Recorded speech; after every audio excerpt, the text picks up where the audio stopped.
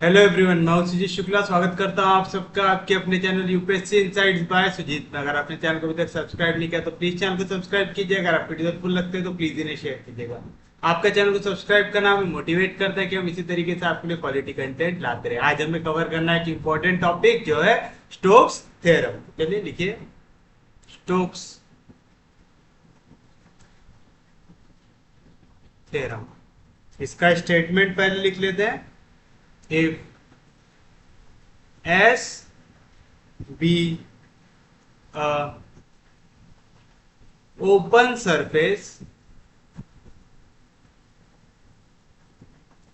bounded by a closed curve C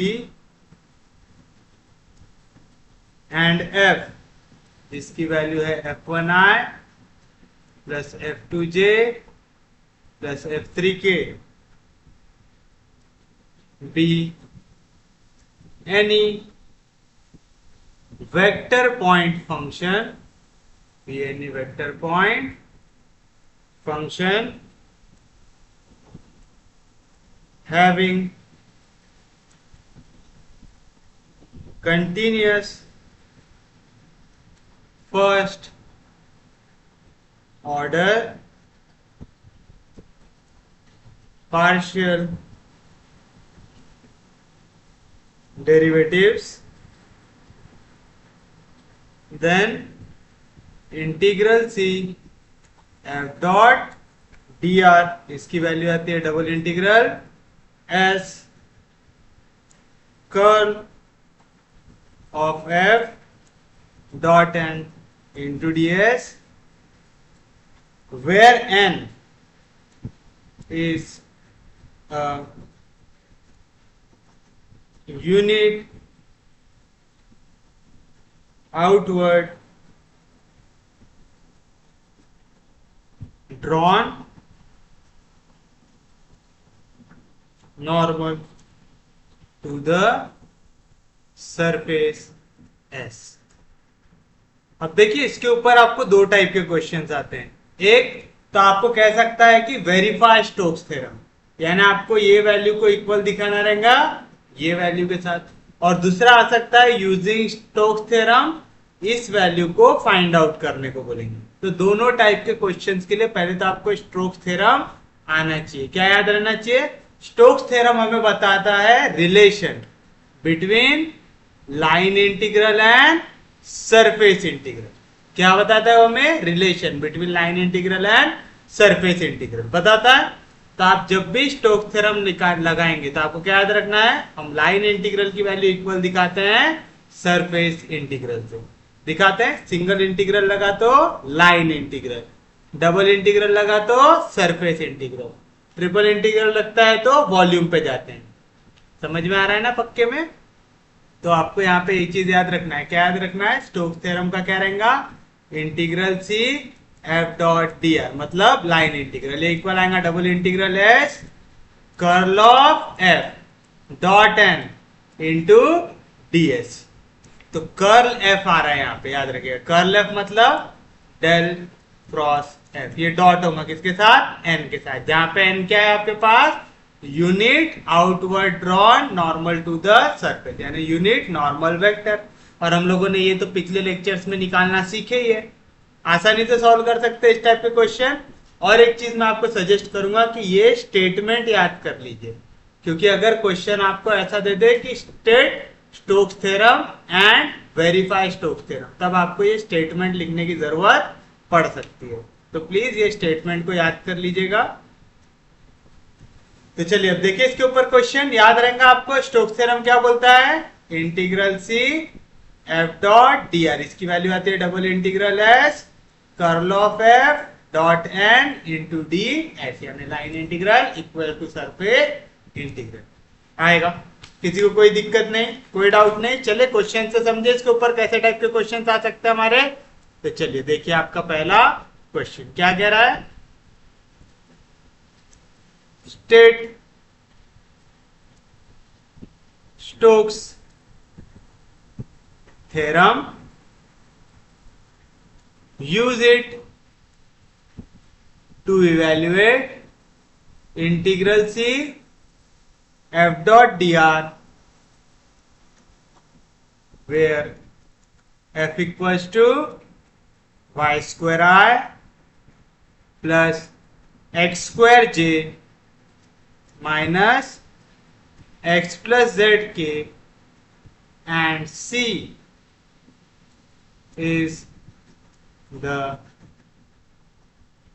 boundary of the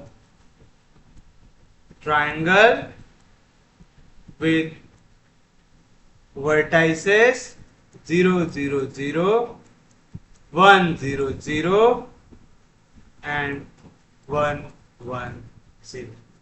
अब देखिए क्या कह रहा है यहां पे। सबसे पहले कह रहा है स्टेट स्टोक्स थ्योरम।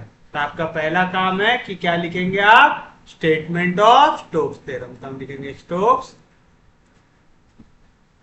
थ्योरम और पूरा जितना आपने यहाँ पे लिखा है ये पूरा का पूरा आपको छापना पड़ेगा। करके मैंने आपसे कह के रखा हूं कि अलग स्टेटमेंट कर लीजिए याद। कई बार है ना क्वेश्चन में ऐसा ही देता है स्टेट स्टोक्स थ्योरम, तो आपको ये स्टेटमेंट याद होनी चाहिए। तो क्या लिखेंगे आप लिखेंगे if S be a open surface bounded by a close curve C and f equals to f1i plus f2j plus f3k be any vector point function having continuous first order partial derivative, then integral cf dot dr is equals to double integral s curve of f dot n into ds where n is a unit outward drawn normal to the surface। आ गया। उसके बाद क्या करेंगे आप, यहां से f की value को लेंगे। ये आ गया आपके पास f की वैल्यू। तो ये रहा आपका f क्या है, Y square I plus x square J minus X plus z के।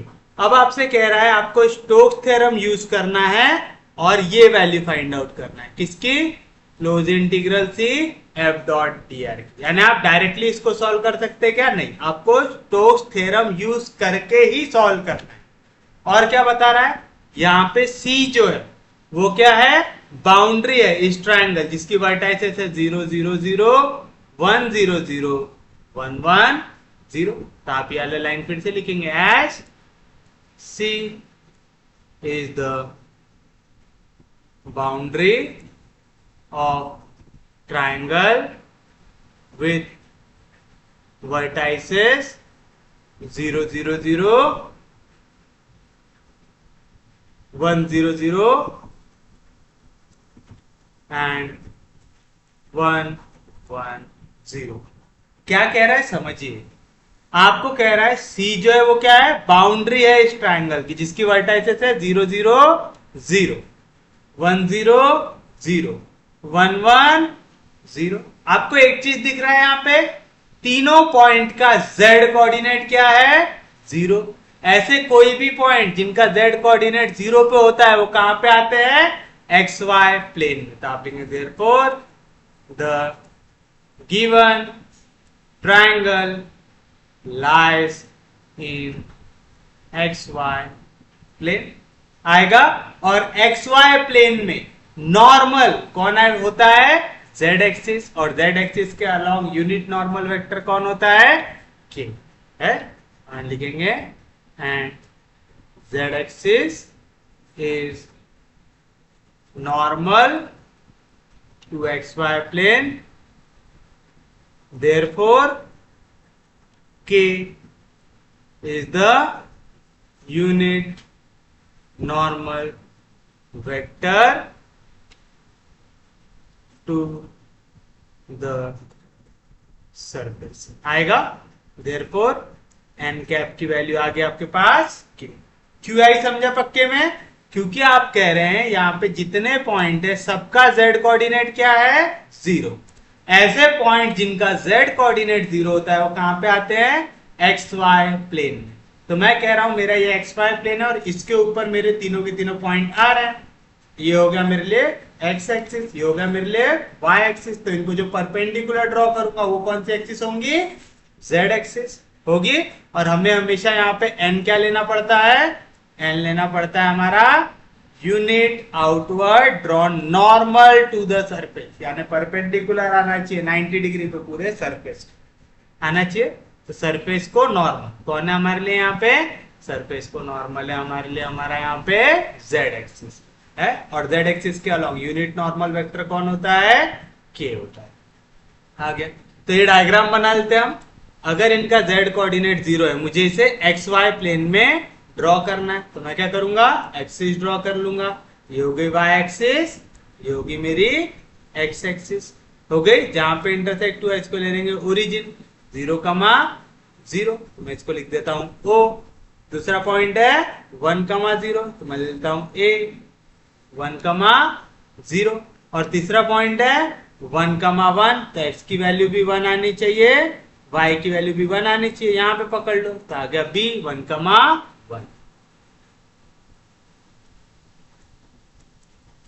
आएगा। ये तीनों को हम लोग कर देते हैं ज्वाइन।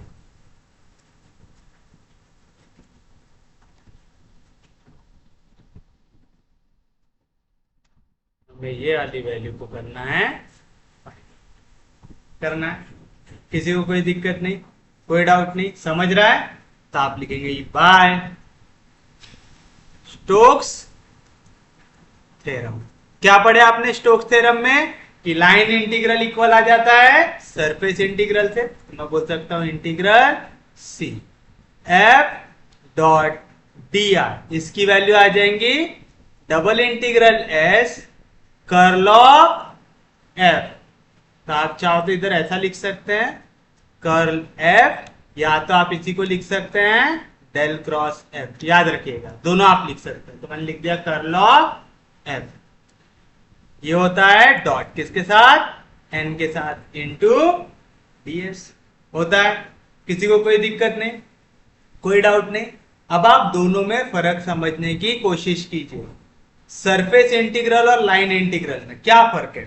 सी जो है ना वो क्या है, इसकी बाउंड्री है, यानी ओ से ए से बी और बी से ओ, ये जो लाइन है ये क्या है हमारी सी की वैल्यू है। और एस कौन सा एरिया है, एस वो पूरा एरिया है जो इसके बीच में है।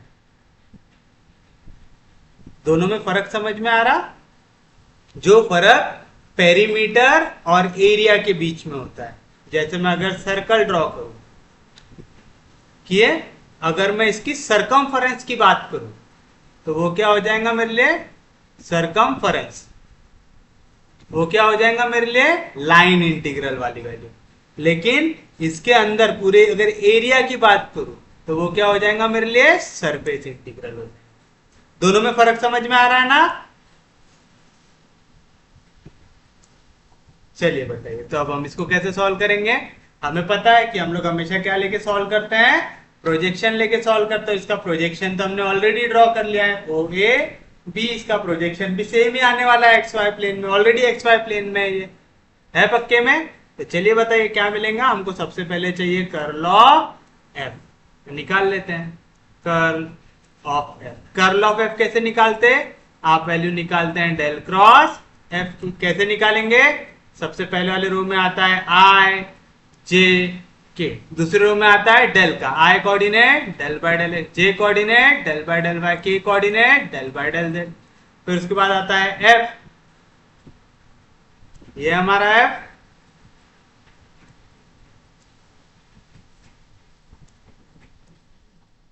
एफ का I coordinate Y square, F का J coordinate X square, F का K coordinate minus X minus Z. ये माइनस साइन को मैंने कर लिया अंदर, कोई दिक्कत नहीं, ये सॉल्व करना आता है आप लोगों को।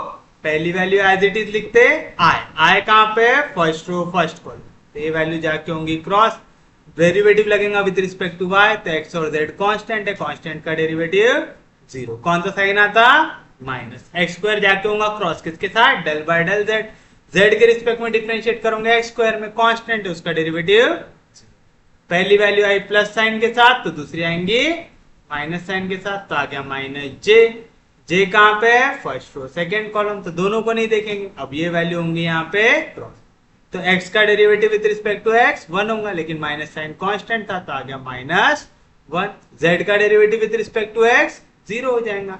कौन सा साइन आता, माइनस, ये वाई स्क्वायर जाके क्रॉस होगा डेल बाय डेल जेड से, वाई स्क्वायर का derivative with respect to z, z constant रहेगा उसके लिए, तो आ जाएगा डेरिवेटिव 0। ये निकालना आ गया है ना, अभी इसी में तो नहीं अटके हुए सब लोग। उसके बाद नेक्स्ट क्या करते हैं आप, कौन सा साइन डालते हैं, प्लस के कहां पे है, फर्स्ट थर्ड कॉलम। फिर से ये होंगी क्रॉस वैल्यू, तो क्या मिलेगा, एक्स स्क्वायर का derivative with respect to X 2x, minus Y square का derivative with respect to Y 2y। आ गया, किसी को कोई दिक्कत नहीं, यहां तक कोई डाउट नहीं, अरे समझ रहा है, बाउंसर तो नहीं जा रहा, तो 0 में से 0 गया, आ गया 0 आया, माइनस इंटू माइनस प्लस जे प्लस 2x माइनस 2y। काय की वैल्यू है ये, कर्ल ऑफ एफ की है, बट हमें यहां पे क्या वैल्यू चाहिए, कर्ल एफ डॉट एन चाहिए इंटू ds। तो मैं इसको यहीं पे ऐसा लिख दूं क्या, double integral S curl f dot n, s को मैं रिप्लेस कर देता हूं आर से, और ds को मैं ले लेता हूं dx dy upon mod of N dot k, where r क्या है, r is projection of S on x Y plane. हम जहां तक हो सके क्वेश्चन को कौन से प्लेन में लेके जाने की कोशिश करते हैं, एक्स वाई प्लेन में। ये सरफेस को आप एक्स वाई प्लेन में लेके जाएंगे तो भी कुछ चेंज होगा क्या, नहीं, सेम सरफेस मिल रहा है हमें, मिल रहा है। तो ये हमने कौन से प्लेन में ड्रॉ किया इसे, एक्स वाई प्लेन में, क्योंकि बाउंड्री भी थी जो थी आपकी, इनमें कोऑर्डिनेट आपको क्या दिख रहे थे, जेड कोऑर्डिनेट दिख रहा था 0 दिख रहा था। और ये चीज याद है ना, जब आप एक्स वाई प्लेन में ला रहे तो एक्स चेंज होता है, वाई चेंज होता है, तो dx dy कौन चेंज नहीं होता, z चेंज नहीं होता। z के अलोंग यूनिट वेक्टर कौन होता है, k, तो नीचे आएगा एन डॉट आएगा। किसी को कोई दिक्कत नहीं, कोई डाउट नहीं। चलिए अब यहाँ पे क्या क्या वैल्यू लग रही है हमें, हमें लग रही है curl of F dot n की वैल्यू, तो therefore curl of F dot n क्या आएगा, कर्ल ऑफ एफ क्या है, 0i प्लस जे प्लस 2x माइनस 2y, ये हो जाएगा डॉट किसके साथ, n के साथ। ये सरफेस को नॉर्मल कौन है, k है, क्योंकि आपका सरफेस कहां पे है, एक्स वाई प्लेन में। एक्स वाई प्लेन को परपेंडिकुलर कौन आएगा, z एक्सिस, z एक्सिस के अलोंग कौन होता है, यूनिट नॉर्मल वेक्टर k होता है। तो यहाँ पे नॉर्मल कौन आ गया हमारे पास, k अगर आई जे के साथ डॉट होगा तो वैल्यू देता है 0, तो सीधा से याद रखो k जाएगा k के पास, तो क्या मिलेगा 2x माइनस 2y, क्योंकि यहाँ पे k का कोऑर्डिनेट 1 है, 1 इंटू 2x माइनस 2y आऊंगा, 2x माइनस 2y हो गया। और एक वैल्यू लग रही है हमें, डिनोमिनेटर में लग रहा है mod of n dot k, तो आ जाएगा mod of n dot k, तो आ जाएगा मॉड ऑफ n भी हमने क्या लिया है k, तो आएगा k डॉट k कितना होता है 1 होता है, k जाता है k के पास, k का कोऑर्डिनेट है 1, 1 इंटू 1 क्या आएगा आंसर 1 आएगा। तो बताइए क्या है आपके पास answer, therefore integral C F dot D R, इसका आंसर आ जाएगा डबल इंटीग्रल। किस पे निकाल रहे डबल इंटीग्रल, आर पे, आ गया आर। उसके बाद क्या है value, curl f dot n, curl f dot n क्या है वैल्यू, 2x माइनस 2y, आ गया 2x माइनस 2y। उसके बाद क्या है वैल्यू, dx dy, आ गया dx dy, divide by n dot k, n dot k की वैल्यू क्या है आपके पास 1 है, आया, कोई दिक्कत नहीं, कोई डाउट नहीं। where r is the region as shown in figure, ये मैंने r को दिखा दिया हूं यहाँ पे डायग्राम पे दिखाया। अब मुझे इसे सॉल्व करना है, तो मैं क्या कर सकता, मैं इसको एक्सिस ड्रॉ कर सकता हूं, एक्स एक्सिस को पैरेलल या तो वाई एक्सिस को पैरेलल, और इसे आराम से सॉल्व कर सकता हूं। या तो हम लोग एक और चीज कर सकते हैं, मैं तो जानते हो यही मेथड से सॉल्व करते हैं, जो हम अभी तक करते हुए आए सेम मेथड रखते हैं ताकि हमें कंफ्यूजन ना हो। कौन से एक्सिस को पैरेलल ड्रॉ कर लूं, एक्स या वाई, हम ऐसा करते हैं, इसको parallel to x axis draw कर लो। चलिए अब मैं ड्रॉ कर रहा हूं line parallel to x axis, तो मेरा y कहां से कहां तक जा सकता है, x एक्सिस में y की वैल्यू क्या आती है 0 से लेके यहाँ पे y की सबसे बड़ी वैल्यू क्या है 1। तो आप लिख सकते हो y varies from 0 to 1 and x varies from, अब बताइए x कहां से कहां तक जा रहा, यहाँ पे x जा रहा है लाइन OB से लेके यहाँ पे, जो BA लाइन है वहां पे देखिए इसका भी x कोऑर्डिनेट 1 है, इसका भी x कोऑर्डिनेट 1 है, तो हो गया x इक्वल्स टू 1 हुआ। अगर मुझे OB का कोऑर्डिनेट निकालना है कैसे निकालूंगा, फॉर्मूला है हमारे पास, इसे ले लो x1 y1, इसे ले लो x2 y2, क्या रहता y minus y1 upon y2 minus y1 equals to x minus x1 upon x2 minus x1, मतलब क्या इक्वेशन बन रही y is equals to x। तो OB इक्वेशन क्या है लाइन की, y इक्वल्स टू x, तो मैं बोल सकता हूं x वेरीज फ्रॉम y, क्योंकि पहली इक्वेशन क्या है x इक्वल्स टू y, तो x की वैल्यू क्या आ रही है y से लेके, ये वाली लाइन की इक्वेशन क्या है BA की x इक्वल्स टू है। आ गया, किसी को कोई दिक्कत नहीं, कोई डाउट नहीं, याला आपको आराम से निकालना आ जाएगा।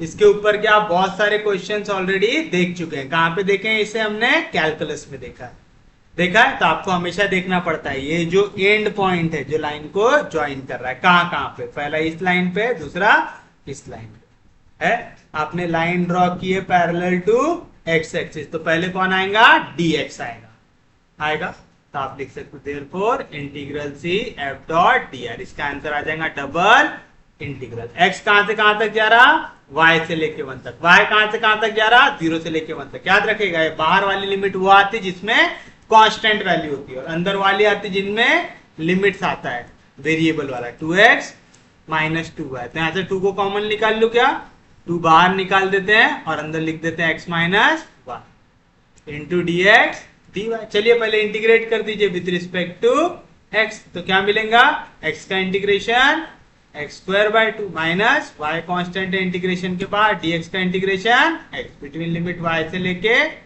1 इंटू dy, अपर लिमिट माइनस लोअर लिमिट, पहले जहां जहां पे x है उसकी जगह सब्स्टिट्यूट कीजिए 1, तो आ जाएगा 1 का square 1 by 2 minus 1 into y, ये हो गया upper limit, minus lower limit जहां जहां पे x है उसकी जगह डालिए y, तो आ जाएगा y square by 2 minus y into y, y का स्क्वायर इंटू dy आ गया, तो आएगा 2 टाइम्स इंटीग्रल 0 से लेके 1। यहाँ पे क्या बची आपके पास value 1 by 2 minus y square by 2 में से y स्क्वायर गया तो कितना बचेगा minus y square by 2, minus into minus plus y square by into dy। कर दीजिए इंटीग्रेट, फिर से आप किसके रिस्पेक्ट में करना है इस बार इंटीग्रेट करना है with respect to y, 1/2 constant है इंटीग्रेशन के बाहर, 1 का इंटीग्रेशन y माइनस y का integration y square by 2, 1/2 constant है इंटीग्रेशन के बाहर, y स्क्वायर का integration y cube by 3 between limit 0 से लेके 1, फिर से upper limit minus lower limit, जहां जहां पे y है उसकी जगह 1 डालो, 1 का कोई पावर, आंसर क्या आएगा 1, तो 1 इंटू 1/2 1/2, 1 का स्क्वायर 1, तो आ जाएगा 1/2 प्लस 1/3 2 6, ये हो गया upper limit minus lower limit, जहां जहां पे y उसकी जगह 0 डालो तो आंसर आ जाएगा 0, 1/2 में से 1/2 गया 0, तो बचा 2 इंटू 1/6, यानी क्या है आंसर 1/3। तो this is your final answer.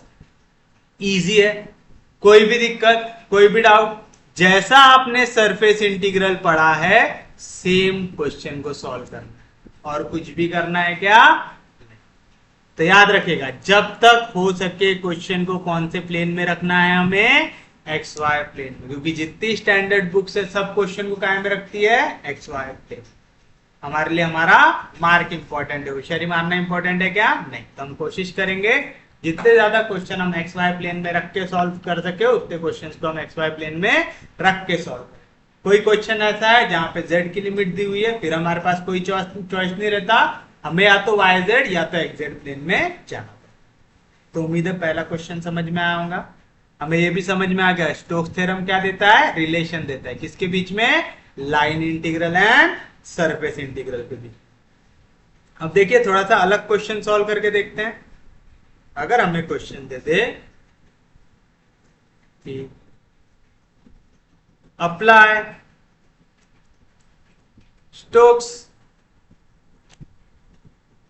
Theorem to evaluate integral c x plus y dx plus 2x minus y, फिर 2x minus z dy plus y plus z dz, where c is the boundary of the triangle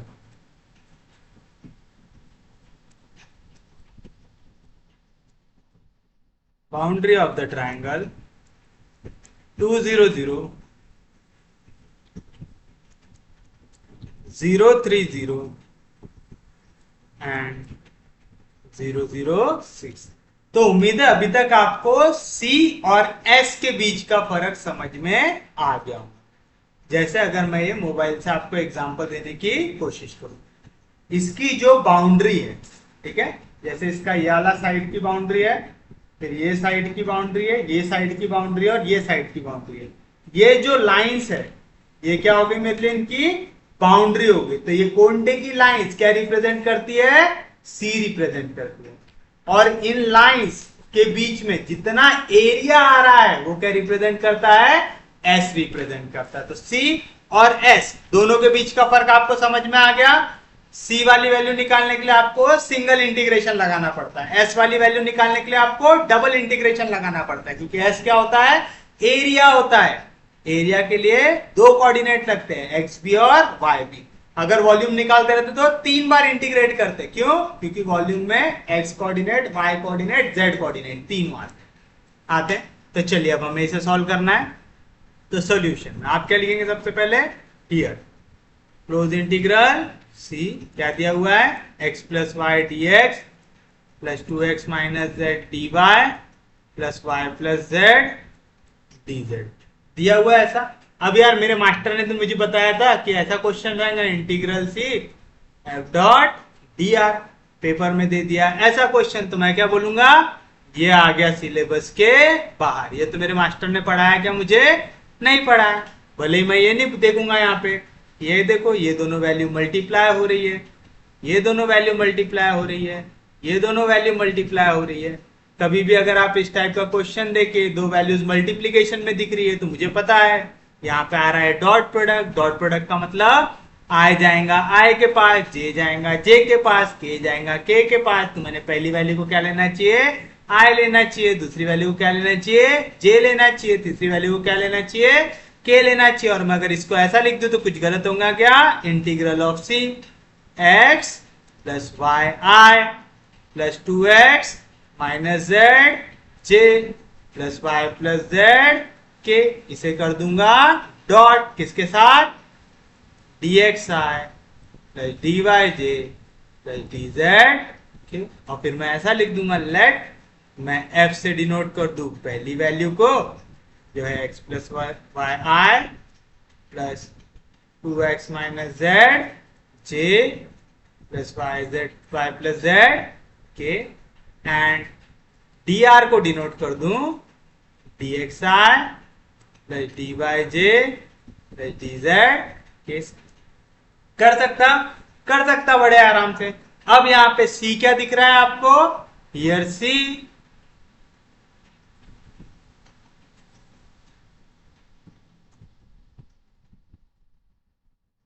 here C क्या है आपके पास, boundary है।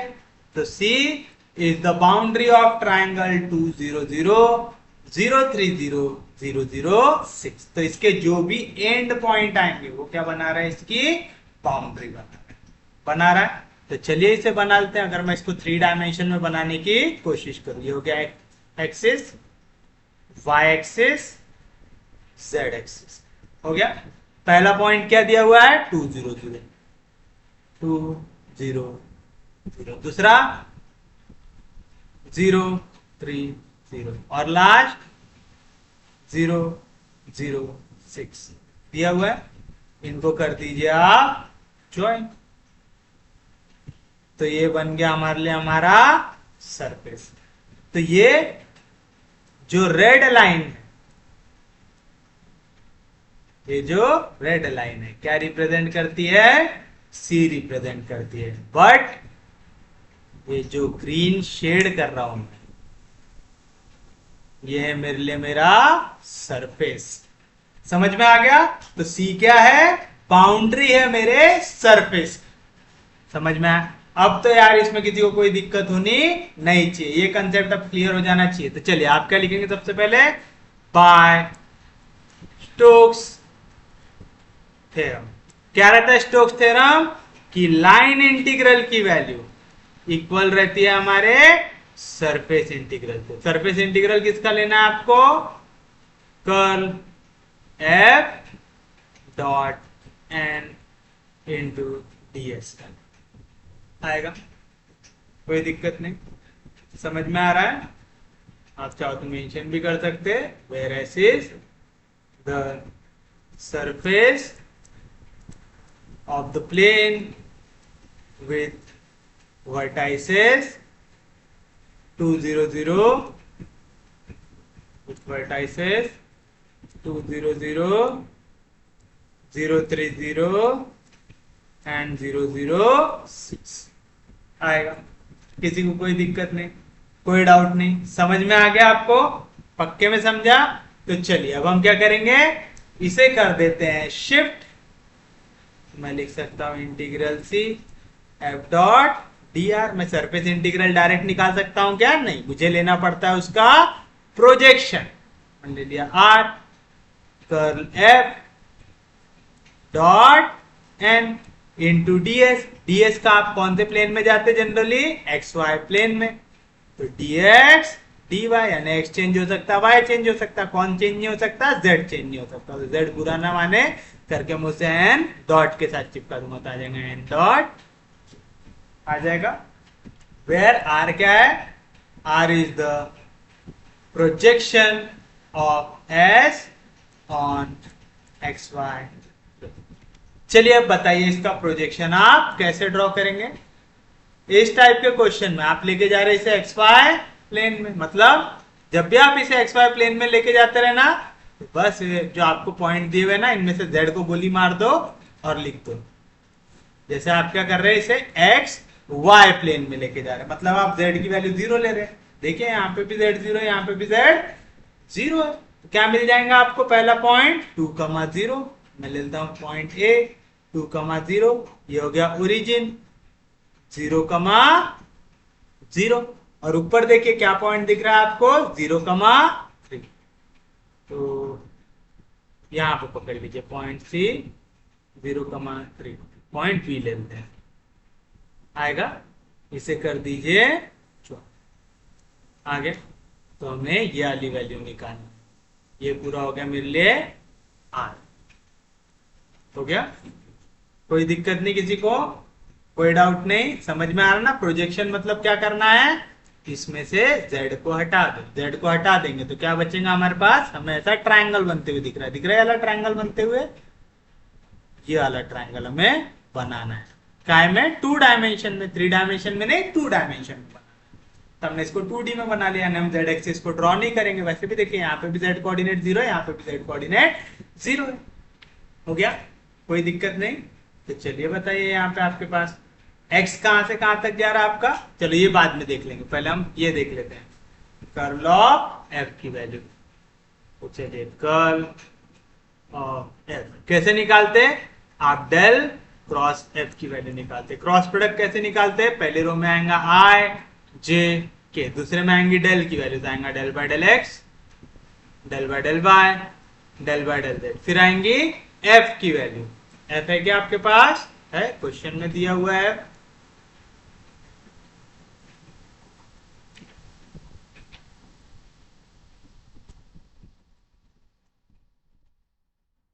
बताइए क्या आएगा? x plus y 2x minus z y plus z आएगा। तो चलिए अब हम कर देते हैं क्रॉस।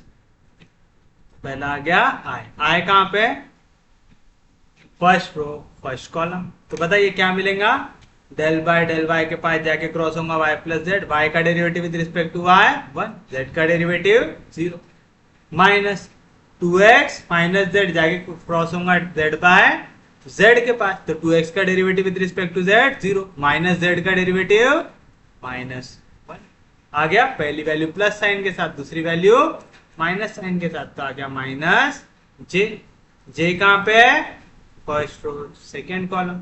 तो बताइए डेल अपॉन डेल एक्स के पास जाएगा वाई प्लस जेड, दोनों कांस्टेंट है उनका derivative 0, minus X plus Y जाएगा डेल बाय डेल जेड के पास with respect to Z, X और वाई का डेरिवेटिव 0 आ गया।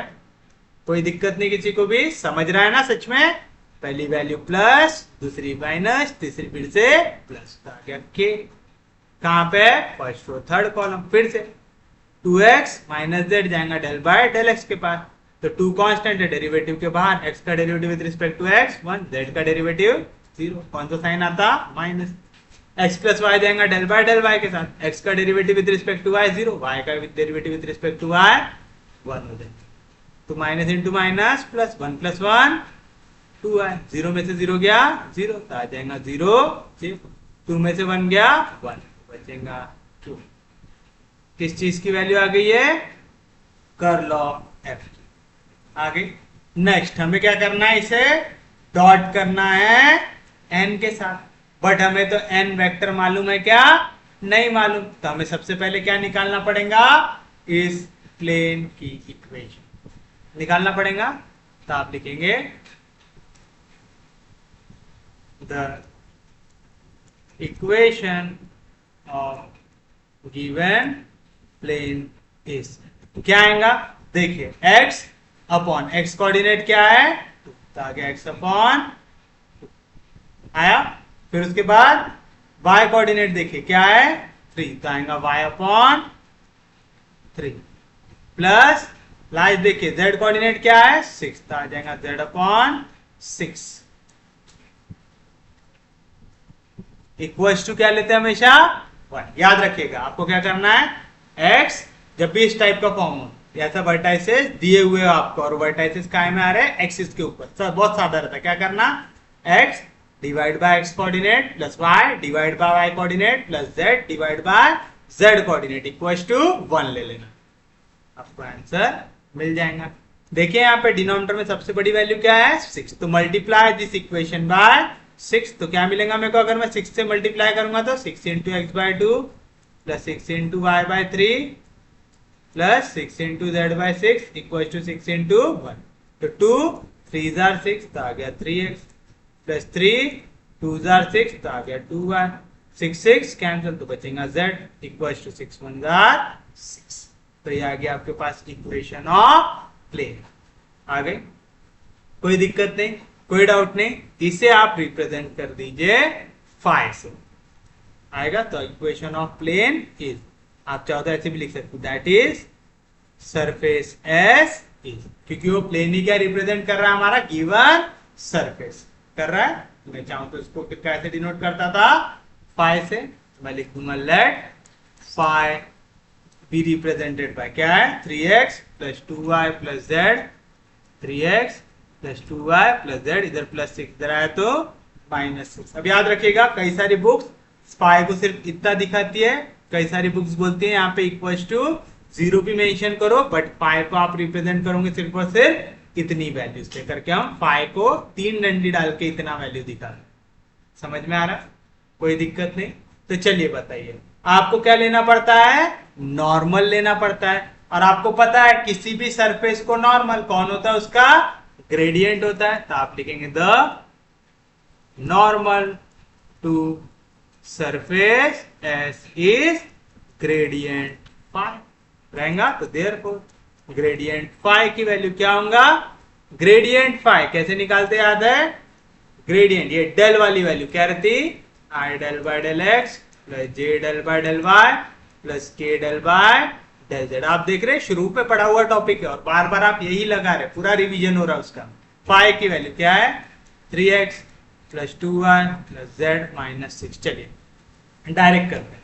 पहले ये पूरी वैल्यू डिफरेंशिएट होंगी partially with respect to x, तो 3 कांस्टेंट है डेरिवेटिव के बाहर, x का derivative with respect to x 1 और बाकी पूरे का 0 था, आ गया 3i प्लस डेरिवेटिव लगेगा विद रिस्पेक्ट टू y, तो 3x कांस्टेंट है डेरिवेटिव 0, 2 कांस्टेंट है डेरिवेटिव के बाहर, y का derivative with respect to y 1, z और 6 का डेरिवेटिव 0।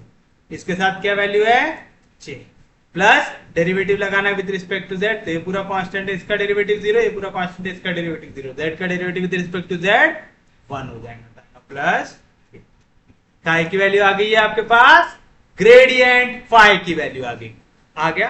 बट हमें नॉर्मल टू द सरफेस चाहिए रहता है क्या? नहीं, हमें चाहिए रहता है यूनिट नॉर्मल। आप लिखेंगे the unit normal to the surface as in outward direction इस किसको रिप्रेजेंट करते हैं? एन कैप को करते हैं। क्या रहेंगी value? Gradient phi divide by magnitude of gradient phi. क्या है gradient phi? 3i plus 2j plus k divide by under root of, कैसे निकालते मैग्नीट्यूड? x कोऑर्डिनेट का स्क्वायर 3 का स्क्वायर 9, y कोऑर्डिनेट का स्क्वायर 2 का स्क्वायर 4, z कोऑर्डिनेट का square 1 का स्क्वायर 1, तो कितना आ जाएगा value? 9 plus 1 10, 10 plus 4 14, 3 by root 14i plus 2 by root 14j plus 1 by root 14। निकल गया नॉर्मल। कोई भी दिक्कत इसमें, कोई भी डाउट? सबको समझ रहा है? सच में समझ रहा है? और आप चाहो तो अगर ऐसा अलग अलग नहीं लिखना है तो आप पूरे के कॉमन डिवीजन में भी 14 लिख सकते हैं। आ गया। नेक्स्ट वैल्यू काय की लग रही है हमें? एक बार n मिल गया तो हमें वैल्यू चाहिए कर्ल एफ डॉट n की। चलिए निकाल लेते हैं curl f dot n। Curl f क्या निकाला आपने? ये हमारा कर्ल एफ,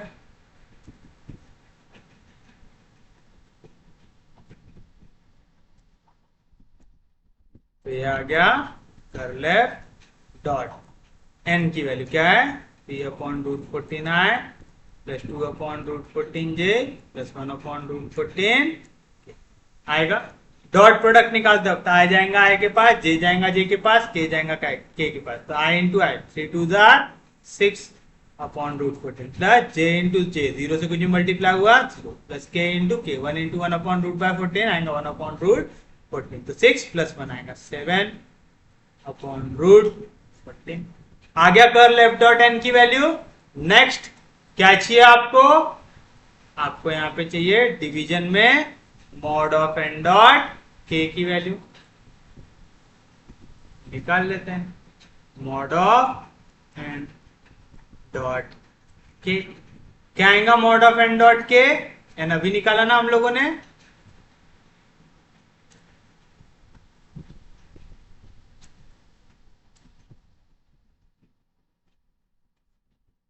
तो आ जाएगा मॉड ऑफ एन डॉट के। डॉट प्रोडक्ट में के जाता है के के पास, तो 1 अपॉन रूट 14 इंटू 1 आ जाएगा 1 अपॉन रूट 14 आ जाएगा। तो बताइए क्या है वैल्यू आपके पास? Therefore integral C F dot D R की वैल्यू आ गई डबल इंटीग्रल आर। क्या है वैल्यू यहाँ पे? Curl of F dot N कितना आया? 7 अपॉन रूट 14, तो आ गया 7 upon root 14 into dx dy, तो आ गया into dx dy upon mod of N dot K, तो आ गया 1 अपॉन रूट 14, रूट 14 कैंसल, आ गया। Where R is as shown in figure, आ गया। अब एक चीज याद रखिएगा, कभी भी अगर ये वैल्यू कटने के बाद यहां पे सिर्फ और सिर्फ बचे dx dy, तो हमारा काम आसान हो गया। क्यों? आपको अभी समझ में आएगा। 7 कांस्टेंट है इंटीग्रेशन के बाद, आएगा double integral r dx dy, ठीक है। अब आप देखिए इंटीग्रल dx dy, इसका मतलब क्या होता है? एरिया होता है ना। 2 बार इंटीग्रेशन लगाने का मतलब क्या होता है? एरिया होता है। और एरिया आपको यहाँ पे क्या दिख रहा है, फॉर्म होता हुआ एक ट्रायंगल ओ ए बी दिख रहा है। तो आप इसे लिख सकते हैं, इस इंटीग्रल की वैल्यू आएंगी area of triangle o a b. याद रखिएगा, अगर आपको कभी भी लकीली पेपर में ऐसा मौका मिल जाए कि आप क्वेश्चन को कम में सॉल्व कर सकते हैं तो उसका फायदा उठा लीजिएगा। आपको क्या करना है, जब भी कर्ल एफ डॉट एन और मॉड ऑफ एन डॉट के वाली वैल्यू आपने निकाले, दोनों को सब्स्टिट्यूट करने के बाद अगर पूरे वेरिएबल्स गायब हो जाए, है ना, पूरे वेरिएबल्स हट जाए, यहां से कांस्टेंट वैल्यू है, अंदर सिर्फ बचे dx dy, तो डबल इंटीग्रल dx dy क्या रिप्रेजेंट करता है, हमेशा याद रखना, एरिया रिप्रेजेंट करता है। तो आपको क्या देखना है, डायग्राम 2D में क्या बन रहा है। यहां पे क्या बन रहा है आपके पास, यहां पे हमारे पास बन रहा है एक ट्रायंगल। तो हमने लिख दिया कि ये dx dy क्या रिप्रेजेंट करेगा, एरिया ऑफ ट्रायंगल को ए बी करेगा। तो आ जाएगा 7 इंटू एरिया ऑफ ट्रायंगल क्या होता है, हाफ, तो आ गया हाफ इंटू बेस, बेस क्या है ओ ए, इंटू हाइट, हाइट क्या है ओ बी आएगा। तो आ जाएगा 7 इंटू 1/2 7/2 इंटू ओ से लेके ए तक का डिस्टेंस। ओ में देखो एक्स कोऑर्डिनेट है 0, यहाँ पे 2, तो दोनों के बीच में कितने का डिस्टेंस है 2 का, तो आ गया half of 2 into o b. तो देखो ओ में y कोऑर्डिनेट है 0, बी में y कोऑर्डिनेट है 3, तो ओ से लेके बी तक का डिस्टेंस कितना है 3 यूनिट। तो आ गया 2 2 कैंसिल, 7 3 21। तो this is your final answer. देखिए कितने आसानी से आ गए, इजी था। अरे सच में समझ में आ रहा है, फाइनल आंसर लिखिएगा, लेकिन देयरफॉर जैसा क्वेश्चन आपको दिया हुआ था उसकी वैल्यू आई 21, जैसा मल्टीप्लीकेशन वाला क्वेश्चन दिया था ना सेम लिखना। तो ये चीज समझ में आया, ऐसा डायरेक्टली बिना x वेरीज फ्रॉम बिना y वेरीज फ्रॉम कब लिखेंगे आप, जब यहाँ पे सब वैल्यू कट के सिर्फ और सिर्फ क्या आ जाए, कांस्टेंट आ जाए, बचे सिर्फ dx dy। तो dx dy दो अगर आपको डेरिवेटिव वाली वैल्यू मल्टीप्लीकेशन में इंटीग्रेशन लगाते हुए दिख रही तो आपको पता चलना चाहिए वो क्या रिप्रेजेंट करता है, एरिया रिप्रेजेंट करता है। तो आप जो भी एरिया है उसका फॉर्मूला वहां पे डायरेक्टली लगा सकते हैं। इजी था क्वेश्चन, सच में समझा। तो ये तो हो गया कि स्टोक्स थ्योरम लगा के आप वैल्यूज कैसे फाइंड आउट करते हैं। हमें क्वेश्चन ऐसा भी पूछ सकता है कि वो कहे verify Stokes theorem for a vector field defined by f equals to x square minus y square I plus 2xyj in a rectangular region in the xy plane bounded by lines x equals to 0,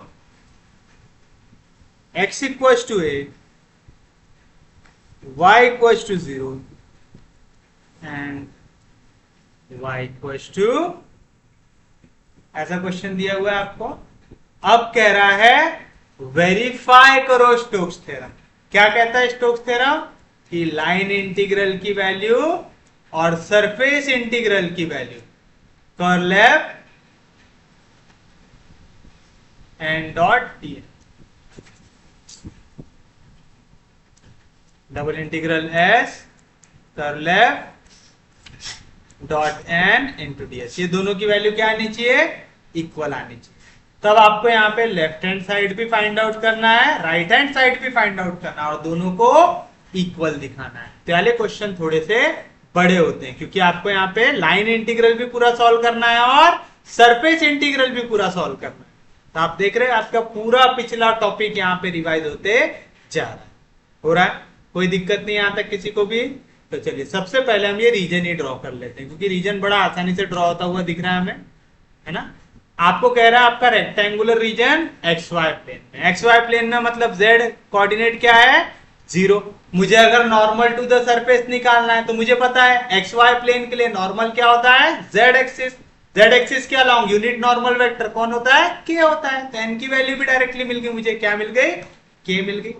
easy है, समझ रहा है। तो चलिए बताइए पहला क्या कह रहा है, आपकी पहली लाइन है x इक्वल टू 0, ये हो गई x एक्सिस, ये हो गई y एक्सिस। होगा x इक्वल टू 0 कौन सी लाइन होती है, y axis. y equal to 0 कौन सी लाइन होती है, x एक्सिस। नेक्स्ट कह रहा है x की वैल्यू a, x पकड़ लो a होगा यहाँ पे कहीं पे, तो ये लाइन हो गई x इक्वल टू a। फिर कह रहा है y equal to 0 already draw कर लिया, y equal to b, y की वैल्यू b रहेंगी इस पॉइंट में, ये होगा y इक्वल टू b। तो ये आ गया आपके पास लाइन y इक्वल टू। आगे तो चलिए इनका नामकरण कर देते हैं। तो ये पहले पॉइंट को मैं ले लेता हूं क्या, ओरिजिन 0,0। फिर इस पॉइंट पे आते हैं, मैं इसको रिप्रेजेंट कर देता हूं a से। बताइए a का x कोऑर्डिनेट क्या है, a, y कोऑर्डिनेट क्या है। फिर हम आते हैं नेक्स्ट पॉइंट B पे। B क्या है हमारे पास, x कोऑर्डिनेट है a, y कोऑर्डिनेट है b। फिर हम आते हैं हमारे इस पॉइंट पे, इसको हम रिप्रेजेंट कर देते हैं C से। C पॉइंट के लिए x कोऑर्डिनेट क्या है 0, y कोऑर्डिनेट क्या है। तो अगर मैं बात करूं O A B C O की, तो ये क्या रिप्रेजेंट करता है मेरे लिए, मेरा C रिप्रेजेंट करता है। बट इनके बीच में ये जो पूरा शेडेड रीजन आ रहा है, ये क्या रहेगा मेरे लिए, मेरा सरफेस S रहेगा। किसी को कोई दिक्कत नहीं, कोई डाउट नहीं, सबको समझ में आ रहा है। तो इसका जब मैं प्रोजेक्शन भी लूंगा एक्स वाई प्लेन में, भाई ये ऑलरेडी एक्स वाई प्लेन में, तो इसका प्रोजेक्शन सेम ही आएगा। किसी को कोई दिक्कत नहीं, कोई डाउट नहीं, पक्के में समझ रहा है, सच में समझ रहा है। तो चलिए बताइए आप सॉल्यूशन में क्या लिखेंगे। सबसे पहले हियर f क्या है मेरे पास, X square minus Y square I plus 2xy j है। और क्या दिया हुआ है मुझे, हमें स्टोक्स थ्योरम वेरीफाई करना है ये रेक्टेंगुलर रीजन के लिए। तो मैं लेता हूं let C be the boundary of rectangular region in xy plane bounded by lines x equals to 0, x equals to a, y equals to 0 and y equals to b and s be the surface। आएगा, कोई दिक्कत नहीं, कोई doubt नहीं, ये चीज समझ में आया। हमने s से क्या रिप्रेजेंट कर दिया, इसका पूरा सरफेस, यानी वो पूरे प्लेन को हमने रिप्रेजेंट कर दिया है s कर दिया। किसी को कोई दिक्कत नहीं, तो आप लिखेंगे late O 0,0 A 0 B A, B and C 0,B be the, अच्छा हम C नहीं यूज करते हैं ना, C दो बार आ रहा है, कंफ्यूज ना हो जाए, इसको D कर देते हैं, इस पॉइंट को हम D कर देते हैं।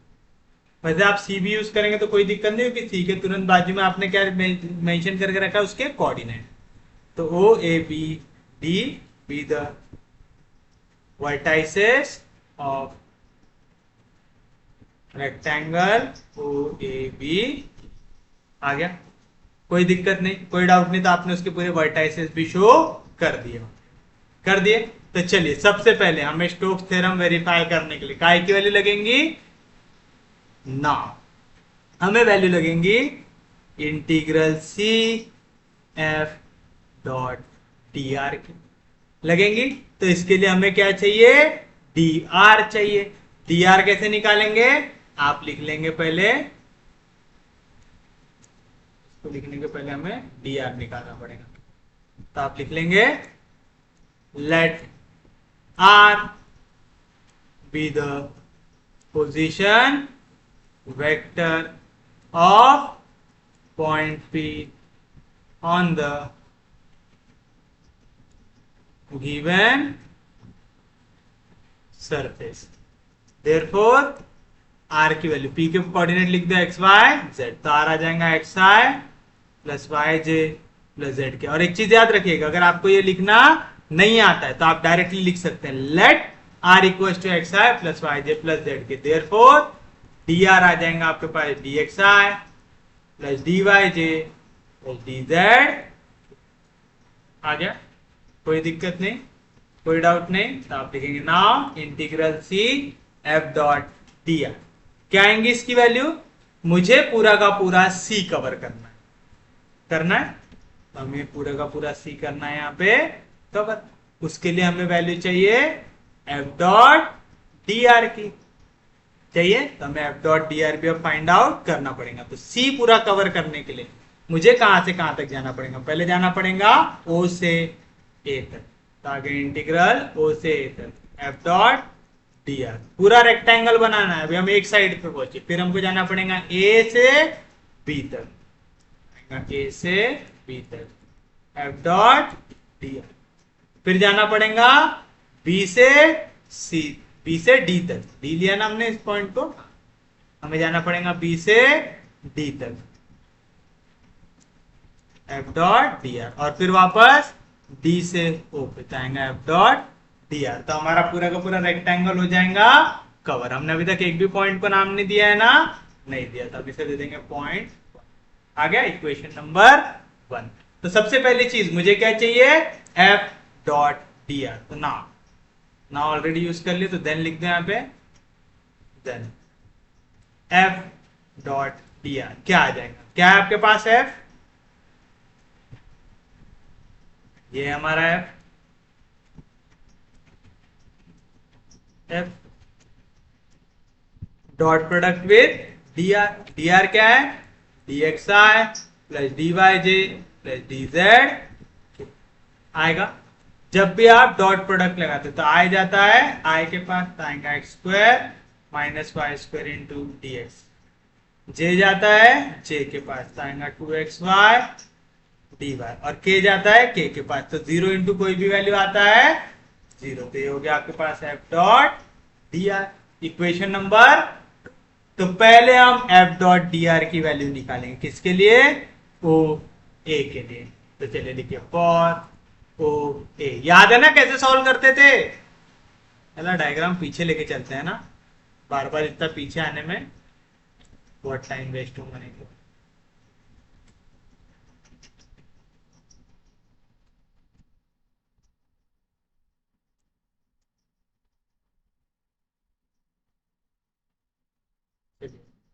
ये हो गया हमारा ओ ए। ओ ए के लिए क्या इक्वेशन? y equal to 0। तो इसको डिफरेंशिएट करेंगे तो dy की वैल्यू भी क्या आ जाएंगी? 0। तो इक्वेशन 2 बिकम्स, क्या है हमारे पास इक्वेशन 2? ये है हमारी इक्वेशन 2।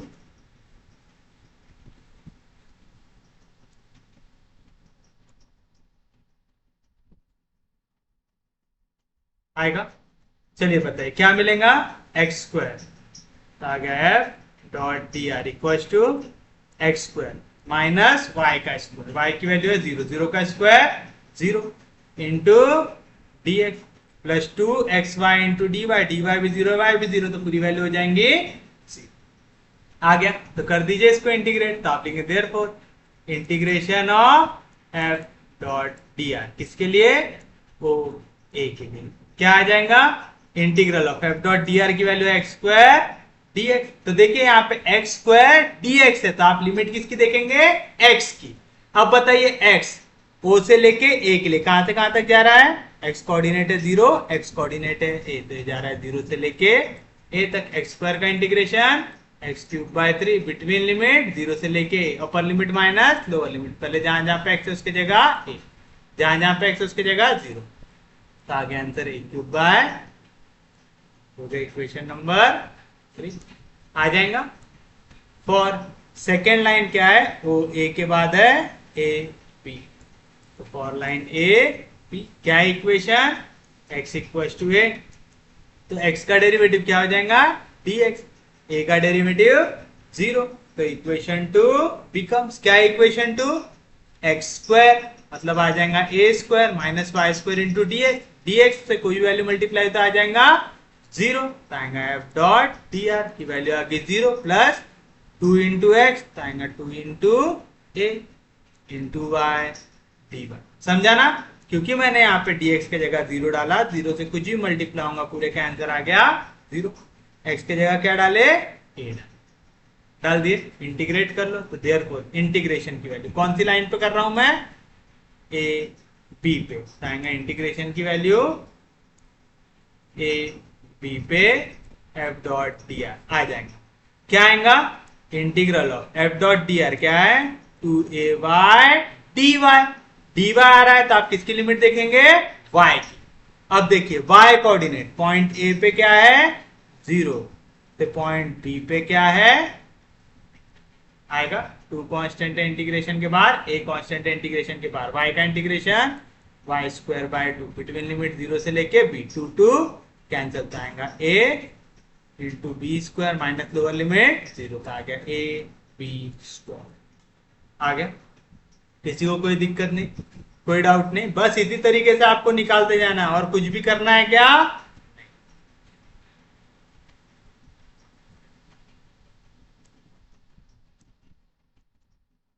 बचे हुए 2 साइड्स के लिए भी निकाल लेते हैं।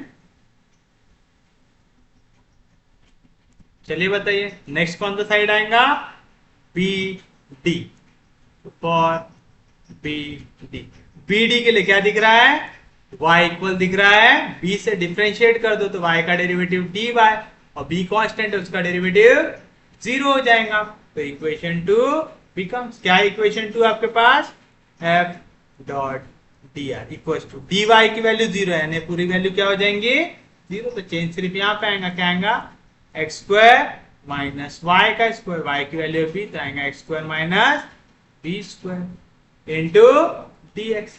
तो बताइए क्या आएंगे वैल्यू, इंटीग्रल बी डी के लिए एफ डॉट डी आर क्या आ जाएगा, integral of X square minus B square D x, D X आ रहा है मतलब आप किसकी लिमिट देखेंगे, एक्स, बी डी के लिए एक्स पहले क्या है, बी पे ए से लेके डी पे 0, ये स्टेप याद रखिएगा नहीं तो मार्क कटेगा।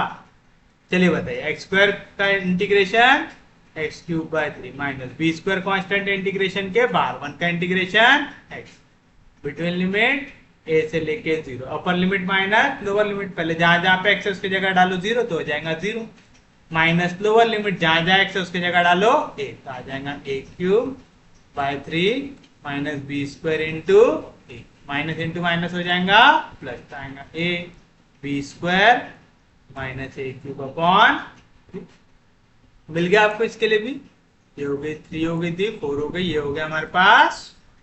अब 6 बताइए कैसे निकालेंगे, फॉर लास्ट में डी ओ, डी ओ के लिए एक्स कोऑर्डिनेट क्या है 0, तो इसका डेरिवेटिव dx भी क्या हो जाएगा 0, dx की वैल्यू 0 है तो पहला पूरा ब्रैकेट आ गया 0, तो इक्वेशन 2 बिकम क्या आ जाएगा, और यहाँ पे x की वैल्यू भी है 0 तो दूसरी वैल्यू भी आ जाएंगी 0, तो आपको f डॉट डी आर की वैल्यू क्या मिल जाएंगी 0।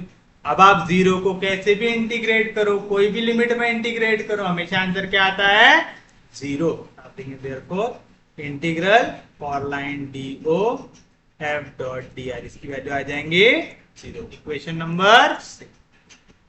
तो फ्रॉम इक्वेशन 1 3 4 5 एंड 6 क्या मिलेगा आपको, integral C F dot D r equal to, पूरा सी बनाने के लिए पहले हमें क्या बनाना पड़ा, ओ ए बनाना पड़ा, ओ ए की वैल्यू क्या आई ए क्यूब बाय 3,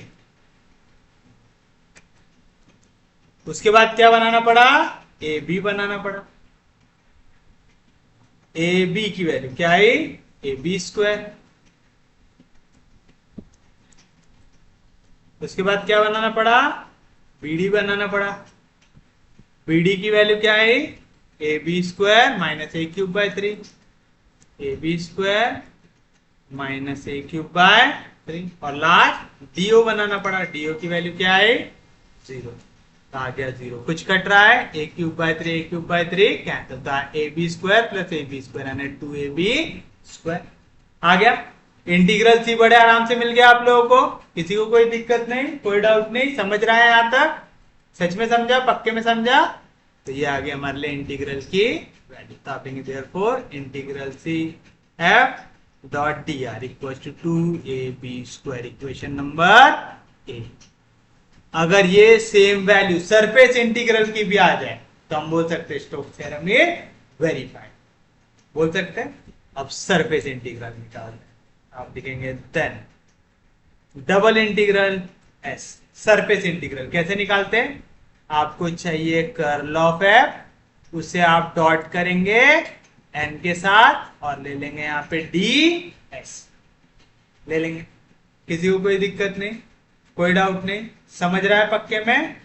मैं इसे ले लूंगा double integral r curl f dot N.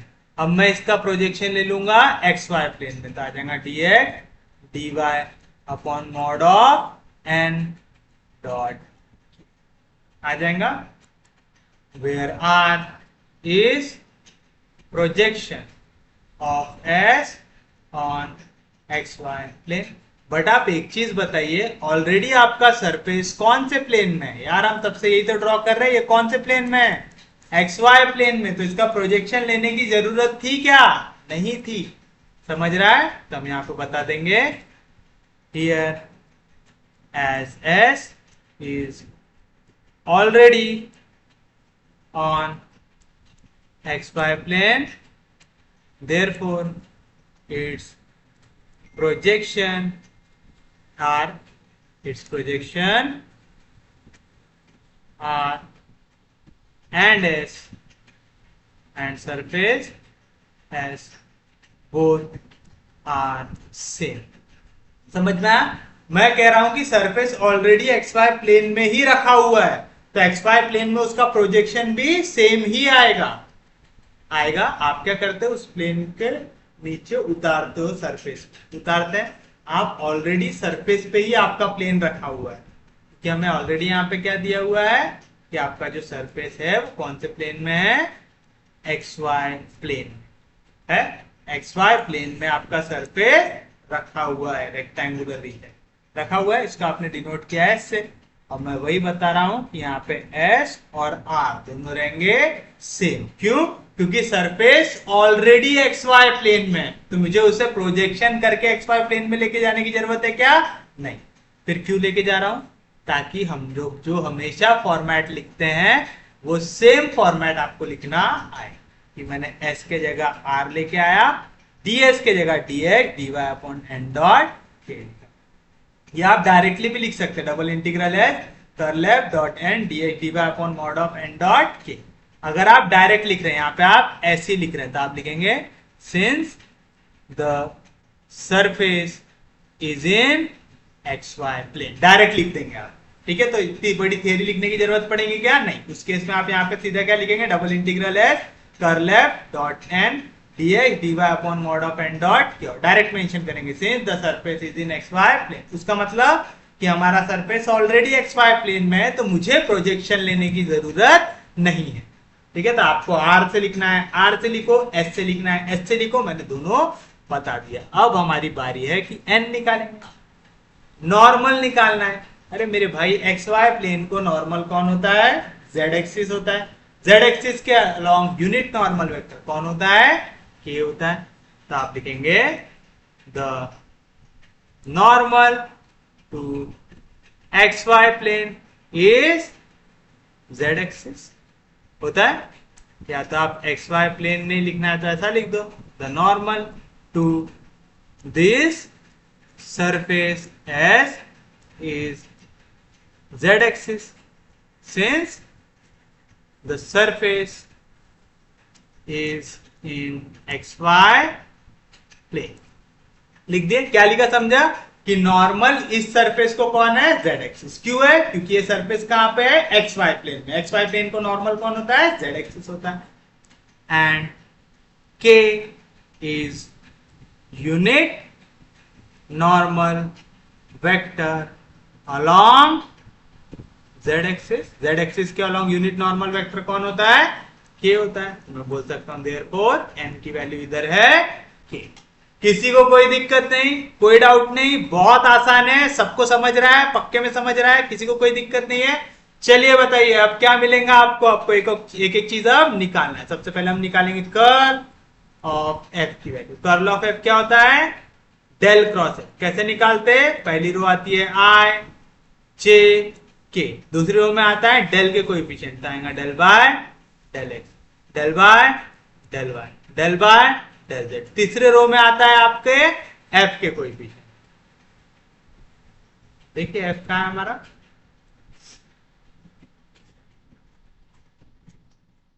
ये हमारा एफ।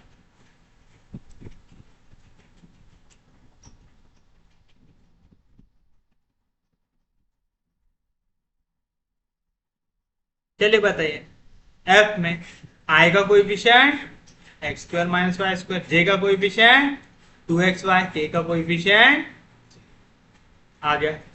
किसी को भी कोई भी दिक्कत होनी नहीं चाहिए। चलिए बताइए पहला एलिमेंट एज इट इज आ गया आई। आई कहां पे? फर्स्ट रो, फर्स्ट कॉलम में 0 जाएगा, dy के साथ 0 से कुछ मल्टीप्लाई हुआ 0, कौन सा साइन आता?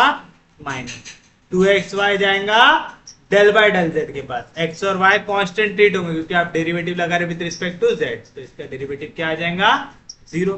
पहली वैल्यू प्लस साइन के साथ तो दूसरी आएंगी माइनस साइन के साथ, तो आ गया माइनस जे। जे कहां पे है? फर्स्ट रो सेकंड कॉलम, तो दोनों को छोड़ दो। 0 का derivative with respect to X 0 आ जाएगा, कौन सा साइन आता? Minus. X square minus Y square का derivative with respect to Z 0 आ जाएगा। भाई इसमें तो सभी 0 आते जा रहा है। उसके बाद लास्ट एलिमेंट कौन है? के, आ गया प्लस के इंटू के कहां पे?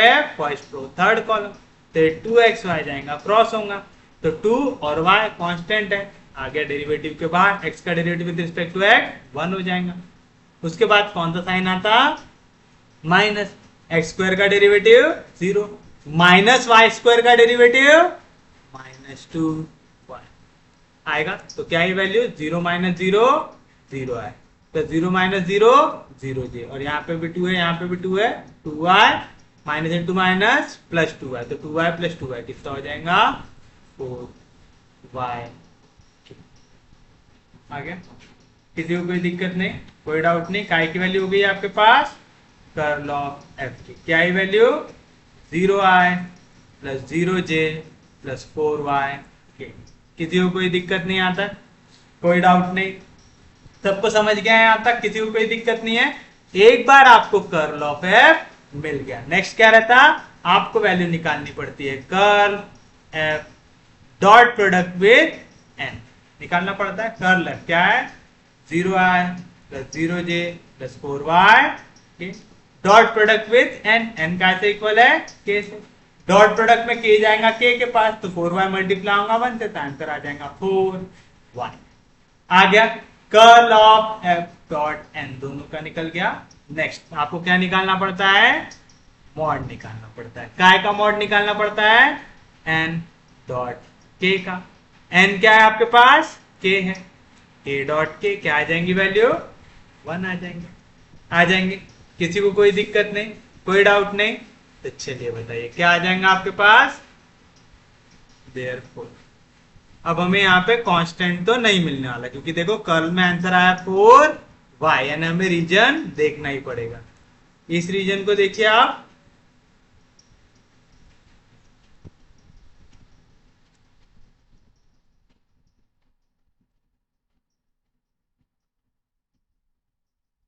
ये देखिए ये हमारा डायग्राम।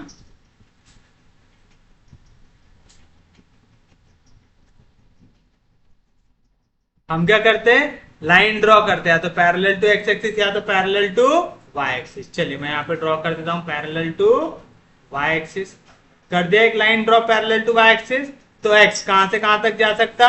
0 से लेके a के बीच में, तो आप लिखेंगे x varies from 0 to a। y कहां से कहां तक जा सकता? देखिए लाइन का नीचे वाला पार्ट कहां पे लग रहा है? y इक्वल टू 0 पे, तो आप लिखेंगे y varies from y equal to 0 से लेके ऊपर क्या है? y equal to b। तो हमारा यहाँ पे दोनों के दोनों लिमिट कैसे आ रहे हैं, कांस्टेंट आ रहा है। एक भी वेरिएबल आ रहा है क्या, नहीं है। समझा पक्के में, किसी को कोई दिक्कत नहीं, कोई डाउट नहीं, सच में समझ रहा है, पक्के में समझ रहा है। तो चलिए बताइए क्या मिलेंगे आपको वैल्यू, यहाँ पे वैल्यू मिलेंगी therefore double integral S curl of F dot N into D s. इसका आंसर आ जाएगा डबल इंटीग्रल। y कहां से कहां तक जा रहा है, 0 से लेके b तक। x कहां से कहां तक जा रहा है, 0 से लेके a तक। कर्ल एफ डॉट एन क्या है value, 4y into D x D y divide by mod of N dot k. कितनी आ रही वैल्यू, आ रही, कोई दिक्कत नहीं, कोई डाउट नहीं। आएगा इंटीग्रल 0 से लेके, आपका ये लिमिट किसका है, x का। तो पहले इंटीग्रेशन होगा विद रिस्पेक्ट टू x, तो 4 और y कांस्टेंट है इंटीग्रेशन के बाहर। dx का इंटीग्रेशन x बिटवीन लिमिट 0 से लेके a तक इंटू dy। तो क्या मिलेगा, 4 कांस्टेंट है इंटीग्रेशन के बाहर आएगा, इंटीग्रेशन 0 से लेके b y। x पे लगाएंगे अपर लिमिट, अपर लिमिट क्या है a माइनस लोअर लिमिट क्या है 0 इंटू dy। आ गया वैल्यू, तो बताइए क्या मिलेगा आपको, यहाँ पे a कांस्टेंट है, आ गया बाहर, तो आ गया 4a इंटीग्रेशन ऑफ y आएगा। y का इंटीग्रेशन क्या होता है, y square by 2 between limit 0 से लेके b तक। फिर से क्या लगेगा, अपर लिमिट माइनस लोअर लिमिट। 2 के टेबल में 4 आता है, कितने जार 2 जार, तो 2 2 जार 4 2 है। अपर लिमिट जहां जहां पे y उसकी जगह रखिए b, तो आ जाएगा b का स्क्वायर। माइनस लोअर लिमिट जहां जहां पे y उसकी जगह रखिए 0, तो क्या है आंसर 2ab स्क्वायर। आ गया, तो हमें क्या मिला यहाँ पे, double integral H curl of F dot N into D H. इसका आंसर आ गया हमारे पास 2ab square, equation number B. तो from equation A and B बताइए क्या मिल रहा है आपको। आपको इक्वेशन ए कह रहा है कि double integral C F dot D R, इसकी वैल्यू आनी चाहिए 2ab स्क्वायर आनी चाहिए। और आप देखिए यहाँ पे double integral S curl s dot n dot d s, इसकी वैल्यू क्या आ रही है 2ab स्क्वायर। तो दोनों का राइट हैंड साइड सेम है, इसका मतलब कि लेफ्ट हैंड साइड भी सेम होगा। तो मैं कह सकता हूं ये दोनों के दोनों कैसे हैं, इक्वल है। मतलब लाइन इंटीग्रल की वैल्यू इक्वल आ रही है सरफेस इंटीग्रल के साथ, और यही क्या है मेरा स्टोक्स थ्योरम। तो आप लिखेंगे hence the Stokes theorem is verified. समझ में आया? तो स्टोक्स थ्योरम वेरीफाई कैसे करते हैं, आपको दिखाना पड़ता है कि लाइन इंटीग्रल और सरफेस इंटीग्रल दोनों की वैल्यू कैसी आती है, इक्वल आती है। अगर इक्वल आ गई तो स्टोक्स थ्योरम वेरीफाइड। समझ में आया? किसी को कोई दिक्कत नहीं, कोई डाउट नहीं। अभी हमें इसके और इंपॉर्टेंट क्वेश्चन देखना है, लेकिन वो हम देखेंगे हमारे नेक्स्ट लेक्चर में। उम्मीद है यहां तक का टॉपिक आपको अच्छे से समझ में आया होगा। अगर आपको लेक्चर समझ में आ रहे, यूजफुल लग रहे, तो प्लीज चैनल को सब्सक्राइब कीजिए, वीडियो को शेयर कर दीजिए। सबसे इंपॉर्टेंट चीज, पढ़ते रहिए, रिवाइज करते रहिए। हम लोग मिलेंगे कल, तब तक के लिए take care, have a nice day. But please इन्हें प्रैक्टिस कीजिए। जब तक आप खुद से नहीं सॉल्व करेंगे इसे, तब तक ये दिमाग में बैठेगा नहीं। इंपॉर्टेंट टॉपिक है, प्लीज इसे रिवाइज करते रहिएगा।